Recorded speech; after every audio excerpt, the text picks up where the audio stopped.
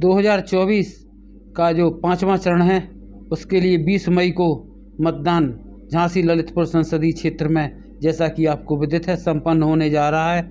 आज हमारे साथ ललितपुर लाइव टीवी से शहर के प्रतिष्ठित हृदय रोग विशेषज्ञ डॉक्टर राजकुमार जी, जो कि वरिष्ठ समाजसेवी हैं, उनके पास हर वर्ग के लोग यहाँ पर उनसे जुड़े हुए हैं। हम जानना चाहते हैं कि डॉक्टर साहब जो 2024 का जो चुनाव है उसको लेकर। धन्यवाद अक्षय जी और मनोज जी, आपने अपने चैनल के माध्यम से मुझे अपना संदेश जनता को देने के लिए समय दिया। देखिए, जनता बहुत समझदार है। लोकसभा का चुनाव देश की दिशा और दशा दोनों निर्धारित करता है और जनता भी अब बहुत समझदार हो गई है। जनता ने भी पिछले सभी सरकारों का कार्य देख लिया है और पिछले 10 साल में जो 71 सरकार भाजपा ने दी है इस देश को, इन 10 सालों में देश का इतना विकास हुआ है जो इसके पहले की और सरकारों ने देश में नहीं कर पाया।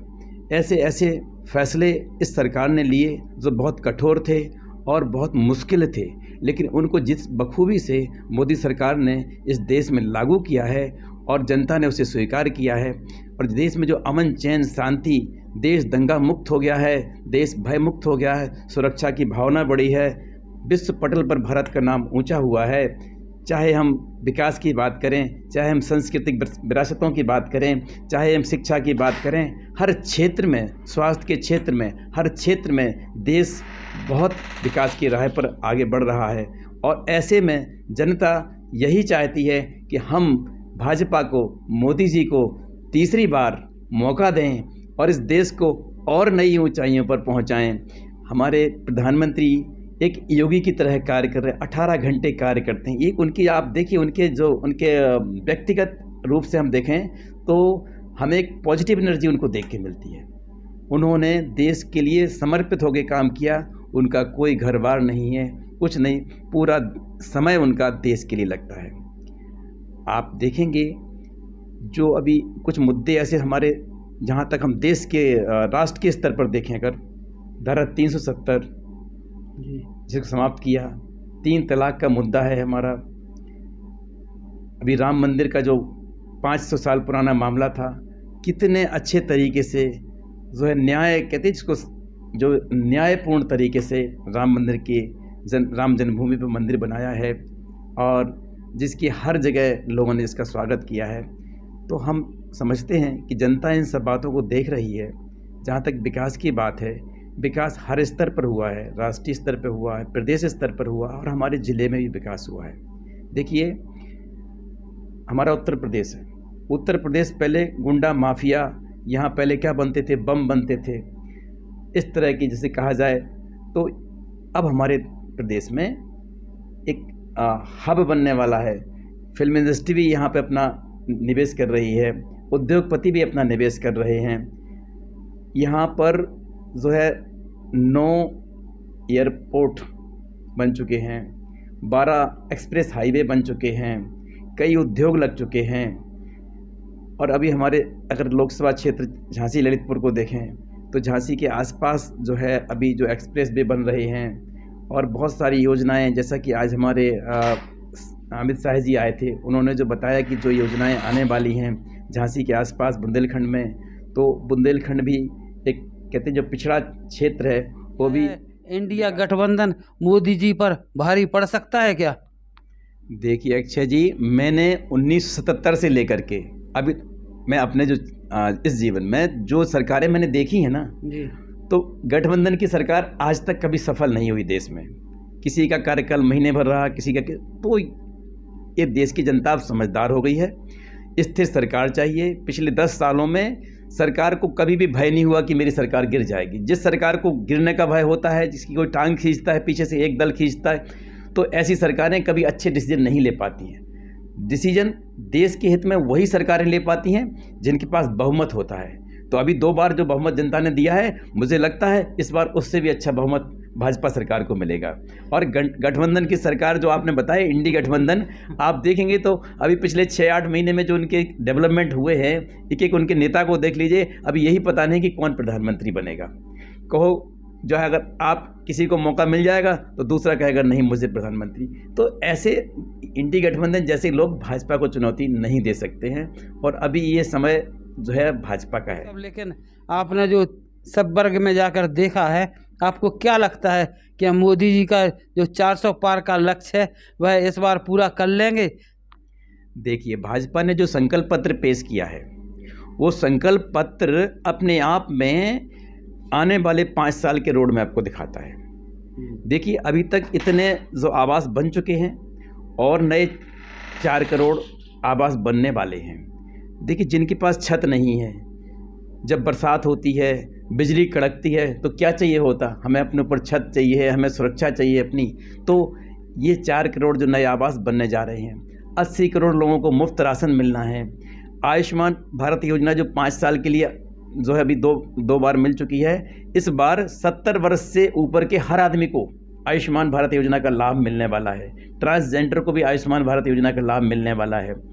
किसानों को फसल सम्मान, जो किसान सम्मान निधि योजना है, वो उससे फ़ायदा मिलने। नारी शक्ति पर, नारी पर कितने सारे अभी जो है महिला सशक्तिकरण पर बहुत सारे कार्य हो रहे हैं। युवाओं को नए रोजगार के लिए बहुत सारे अवसर मिलने वाले हैं। इन सब बातों को अगर देखा जाए तो इस संकल्प पत्र को देख करके जनता निश्चित रूप से ही भाजपा को 400 पार कराएगी। डॉक्टर साहब, जो 5वें चरण में आप जो लोग झांसी ललितपुर संसदीय क्षेत्र में जो स्थिति देख रहे हैं, इसमें आप कैसा मान रहे हैं? आपके अनुसार क्या स्थिति उभर कर सामने आ रही है? देखिए, हमारे अनुराग शर्मा जी जो पिछले 5 वर्षों से अपना सांसद का कार्यकाल बहुत बखूबी निभाया उन्होंने, और उन्होंने ललितपुर को, झांसी को पूरा समय दिया। इससे पहले किसी सांसद ने ललितपुर ज़िले को इतना समय नहीं दिया। जो हमारा ज़िला पहले पिछड़े ज़िलों की सूची में आता था, हम कहते थे कि हम छोर पे बसे हैं। अब हम कहते हैं कि उत्तर प्रदेश से, ललितपुर से उत्तर प्रदेश की शुरुआत होती है, ललितपुर यहाँ से। हाँ, तो ये ललितपुर हमारा, अब आप देखेंगे अगले 4-5 सालों में एक कहते हैं, आप उसको इमेजिन करेंगे अगर, तो यहाँ देखिए एयरपोर्ट हो जाएगा, यहाँ फूड पार्क हो जाएगा, विकास का द्वार बना है ये। और यहाँ पर जो योजनाएं अभी और आने वाली हैं, आप अभी देखेंगे कि मेडिकल कॉलेज का नया बैच स्टार्ट होने वाला है। एयरपोर्ट बनने से यहाँ उद्योगपति लोग आना शुरू हो जाएंगे। पर्यटन के लिए हमारे जो है अभी एक योजना तैयार हुई है। तो उत्तर प्रदेश में मैं समझता हूँ कि इससे अच्छा कोई पर्यटन क्षेत्र नहीं बनेगा। ये हमारे यहाँ जो है प्राकृतिक खूबसूरती बहुत है।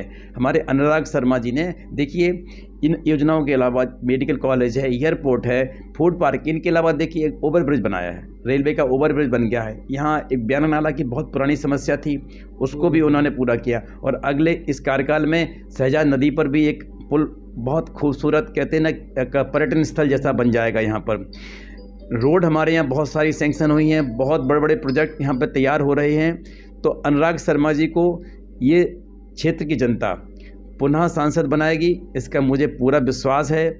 और इस चुनाव में बहुत सारी बातें जनता याद करेगी। जिस तरह से हमारे देश के प्रधानमंत्री कार्य कर रहे हैं, उन्होंने कोई छुट्टी नहीं ली है, 18 घंटे कार्य कर रहे हैं, एक प्रधान सेवक की जैसे कार्य कर रहे हैं। और जो उन्होंने हमारे विश्व स्तर पर हमारा देश का मान बढ़ाया है, आप जाएं, जहां जाते हैं वहां पर मोदी मोदी के, जिस देश में वो खड़े हो जाते हैं वहाँ मोदी मोदी के नारे लगते हैं। तो जिस तरह उनकी अप्रूवल रेटिंग देखिए 76% आई है, नंबर 1 के नेता इस समय विश्व में है वो। और विकास कार्यों की बात हम कर ही चुके हैं। यहाँ हमारे योगी जी हैं हमारे प्रदेश में, आप देखिए जनता सब भूल गई है, सब मुख्यमंत्रियों को भूल गई इसके पहले के। योगी जी के जो कार्यकाल हैं, ये 7 साल जो हैं जनता को बहुत ही जो है कहते एक सफल सरकार के रूप में दिख रहे हैं।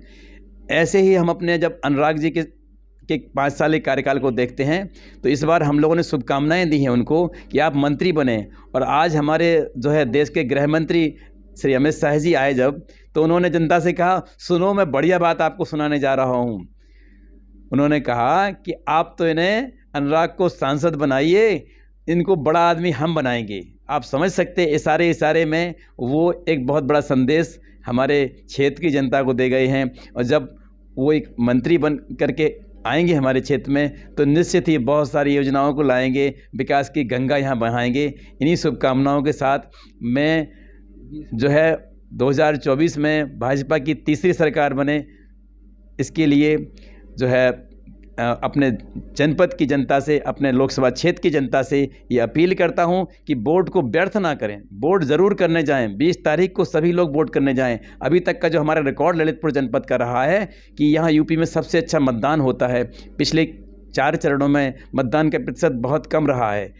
हमारे ललितपुर में 70-80% मतदान होगा। ऐसे ही हम अपने सभी वोटर्स से अपील करते हैं, वोट करने जाएं, अपने वोट को व्यर्थ ना करें और केंद्र की सरकार बनाने के लिए अपने वोट को जो है कमल के फूल पर बटन दबा करके और कीमत आपकी जो वोट की है वो तभी सही साबित होगी जब मजबूत सरकार, स्थिर देश को स्थिर सरकार देंगे आप। ललितपुर वालों, आप अनुराग भाई के नाम के सामने एक कमल का निशान है, वहां बटन दबाओगे तो आपका वोट सीधा नरेंद्र मोदी को मिल जाएगा, नरेंद्र मोदी जी को मिल जाएगा। और आपका ये वोट नरेंद्र मोदी जी को तीसरी बार प्रधानमंत्री बनाएगा। भाइयों बहनों, झांसी को बहुत समय के बाद एक पढ़ा लिखा, काम करने वाला, विकास को समझने वाला सांसद मिला है। मैं आज जरा ध्यान से सुनना भाई, अंदर अंदर बात मत करना, बहुत महत्वपूर्ण बात कहने जा रहा हूं। मैं आज कहकर जाता हूं, अनुराग जी को आप सांसद बनाओ, बड़ा आदमी बनाने का काम भारतीय जनता पार्टी करेगी। भाइयों बहनों, ये चुनाव है देश के विकास का चुनाव। ये चुनाव देश को सुरक्षित करने का है। ये चुनाव हमारे धर्म और संस्कृति के रक्षण का चुनाव है। ये चुनाव भारत को महान बनाने का चुनाव है। ये चुनाव देश के गरीबों का कल्याण करने का चुनाव है। और एक चुनाव बुंदेलखंड की प्यास बुझाने का चुनाव है। भाइयों बहनों, प्यास बुझाने का चुनाव है। गलत